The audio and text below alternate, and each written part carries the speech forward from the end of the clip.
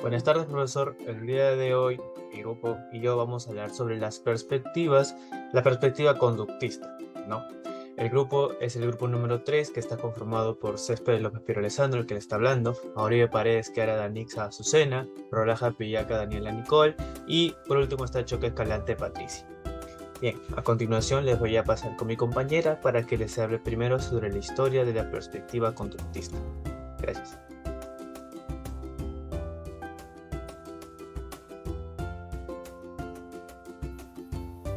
Bueno, yo les hablaré un poco sobre la historia de esta perspectiva conductista. En el año del 2013 se conmemoraron 100 años de la publicación del artículo de John Watson, que fue titulado por Psychology as the Beorbridge View It. Esto quería decir la psicología como lo ve el conductista. Fue publicado en 1913. Este fue un trabajo muy polémico, de gran influencia entre la comunidad científica, y ahí es cuando dio una de las llamadas escuelas psicológicas, el conductismo. La propuesta de Watson fue recibida con gran interés por muchos psicólogos y otros científicos, por lo que también hubo un completo rechazo por parte de otros. Esto sirvió para polarizar a los partidarios y a los enemigos del conductismo, y así dar como un paradigma, ¿no?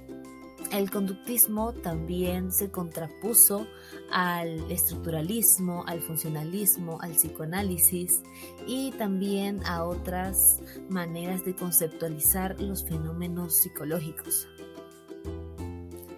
Este también se convirtió en una escuela psicológica que paso a paso, ¿no?, del tiempo evolucionó, se convirtió en un sistema como tal y se diluyó parcialmente después de la psicología también fuera de ella, como un campo específico del conocimiento diferente a la psicología. Bueno, ahora les hablaré un poco sobre la historia y la definición un poquito más a fondo sobre el conductismo. El conductismo se desarrolló a comienzos del siglo XX y su figura más destacada fue el psicólogo estadounidense John Watson. En aquel entonces, la tendencia en la psicología era el estudio de los fenómenos psíquicos internos mediante la introspección, que fue un método muy subjetivo.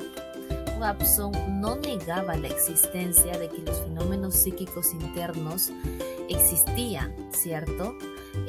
Pero sí insistía en que tales experiencias no podían ser objeto de estudio científico porque no eran observables. Entonces, ¿cuál es el objetivo de estudio de la perspectiva conductista? Pues es la conducta observable. Ya, ahora continuamos. Este enfoque estaba muy influido por las investigaciones pioneras de los filósofos rusos como Iván Pavlov, Vladimir Berterek, con su condicionamiento animal, ¿no? El enfoque conductista le llevó a formular una teoría psicológica en términos de estímulo-respuesta, que es un temita que vamos a hablar un poquito más adelante, un poquito más a fondo.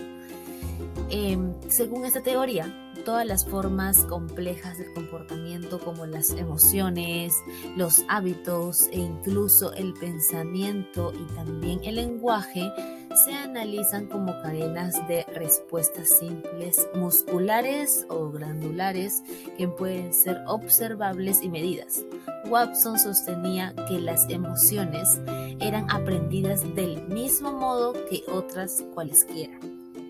Entonces, ¿qué es la perspectiva conductista? Bueno, el conductismo es una corriente de la psicología que se centra en el estudio de las leyes comunes que determinan el comportamiento humano y animal. Entonces, podemos concluir que este deja de lado la intrapsíquico para focalizarse en la conducta observable. es decir, prioriza lo objetivo por encima de lo subjetivo. Bueno, yo les voy a hablar sobre los aportes que ha dejado el conductismo. Bueno, como sabemos, el mayor legado del conductismo consiste en aportaciones científicas sobre el comportamiento humano en sus esfuerzos por resolver problemas relacionados con la conducta humana y el modelamiento de estas conductas.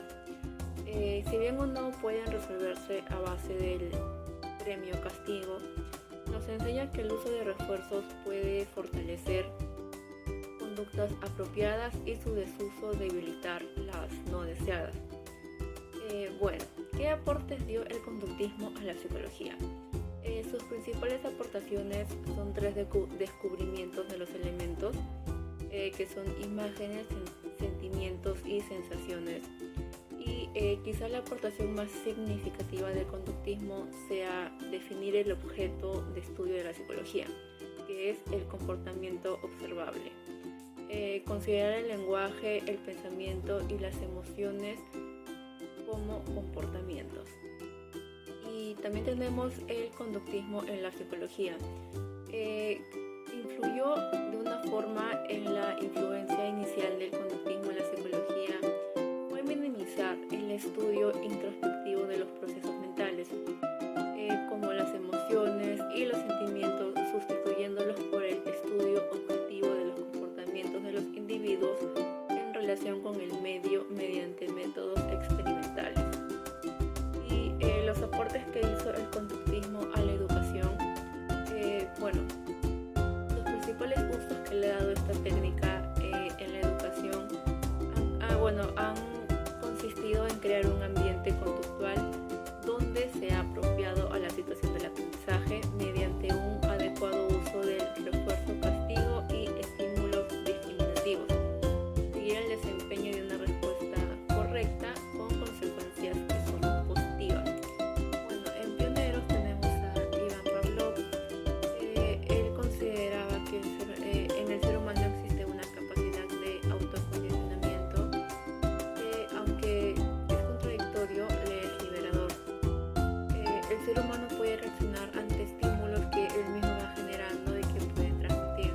Pavlov también estudió la discriminación de estímulos, en la cual el sujeto aprende a comportarse de manera diferente frente a estímulos distintos que anuncian a otros estímulos. Pasamos con Thorndike. Sus principales aportes fueron el aprendizaje por ensayo y error y la ley de efecto. Sus estudios sobre la conducta animal le permitieron desarrollar la teoría del conexismo.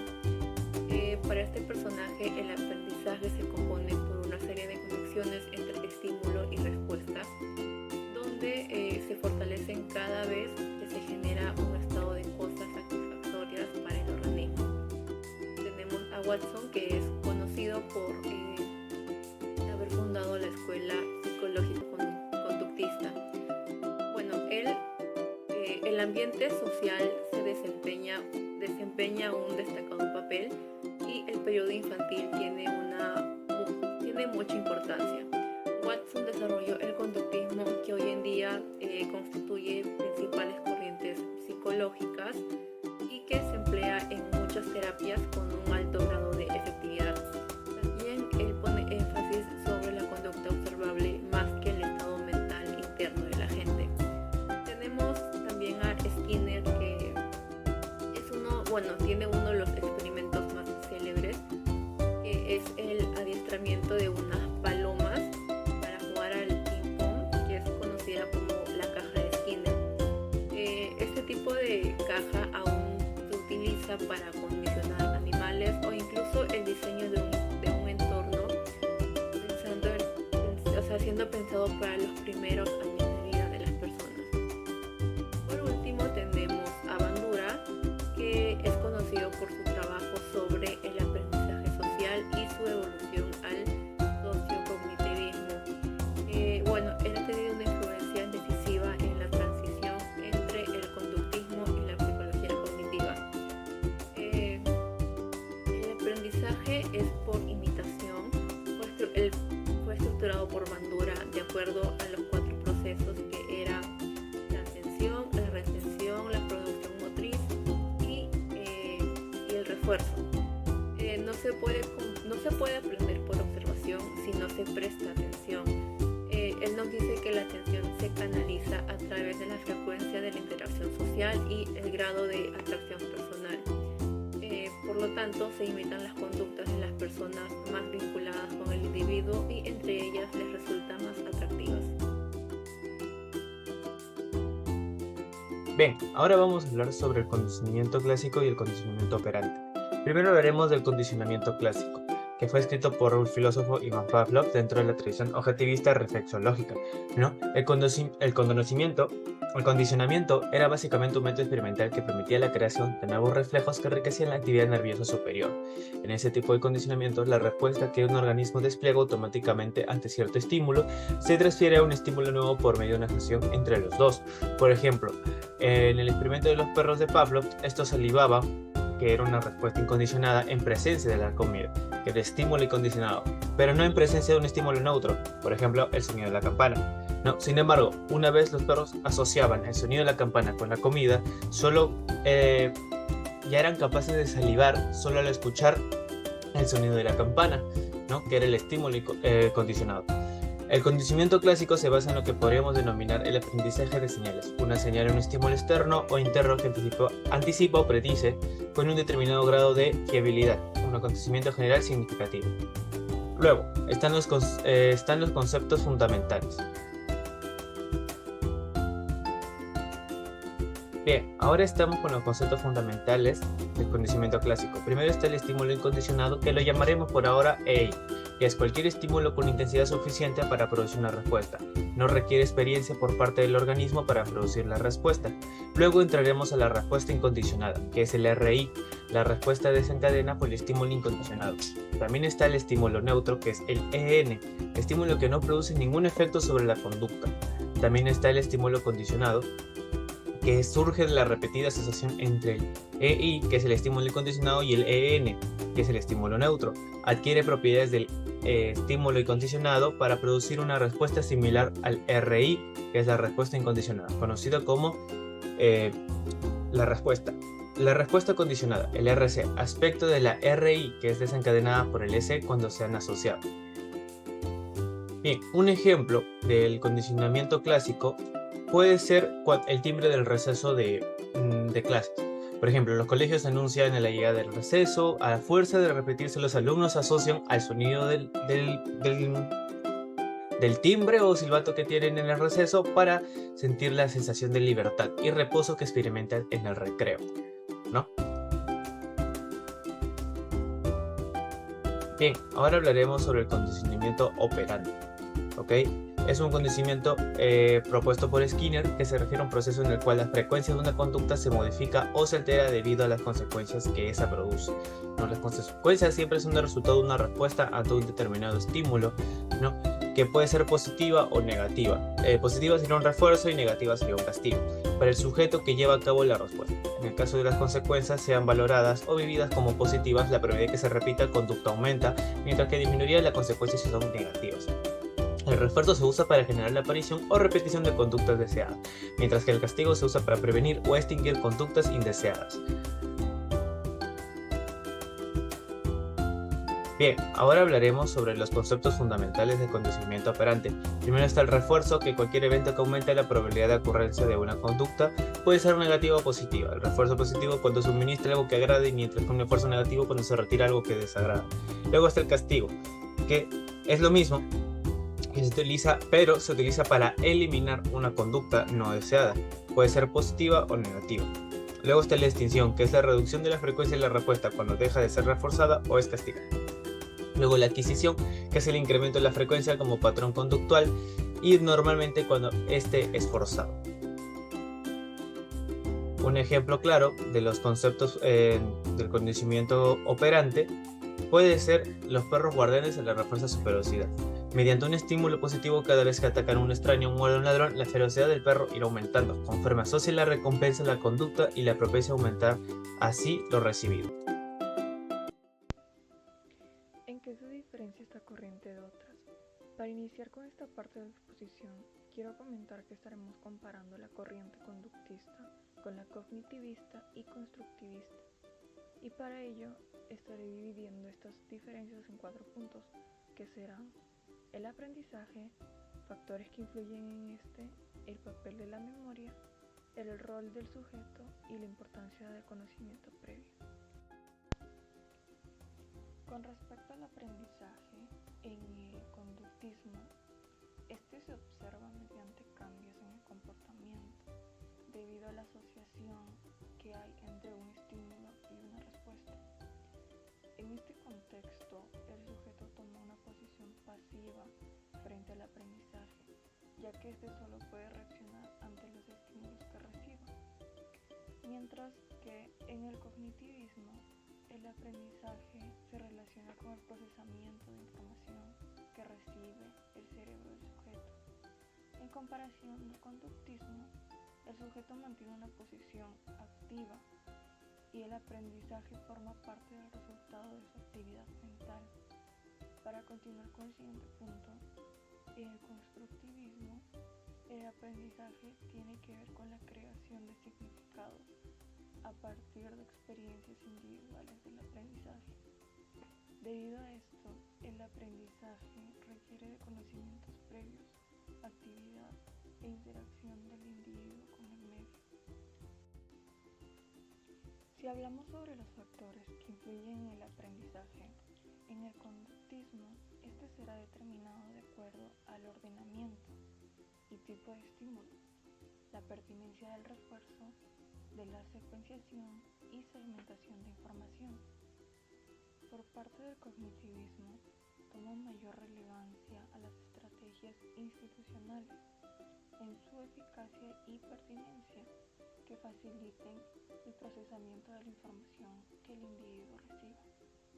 Mientras que en el enfoque constructivista, el contexto es indispensable para la construcción de aprendizajes, debido a que al construir el significado de playa, no será lo mismo partir de una definición que se encuentra en el diccionario a tener una experiencia de interacción con uno. En el tercer punto tenemos el papel que toma la memoria en estas 3 corrientes.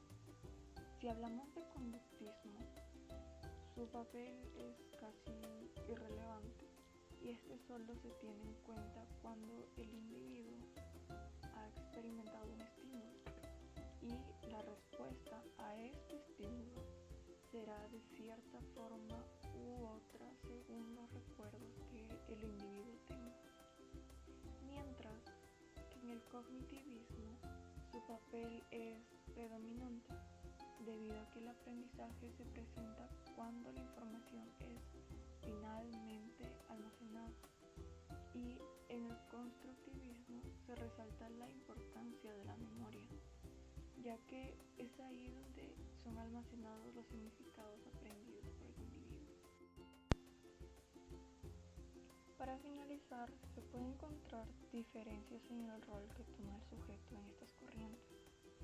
En el conductismo, el sujeto mantiene un rol reactivo, mientras que el rol del sujeto es activo en el cognitivismo y constructivismo.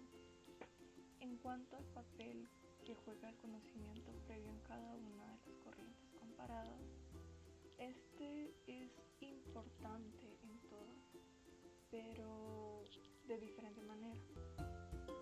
En el conductismo,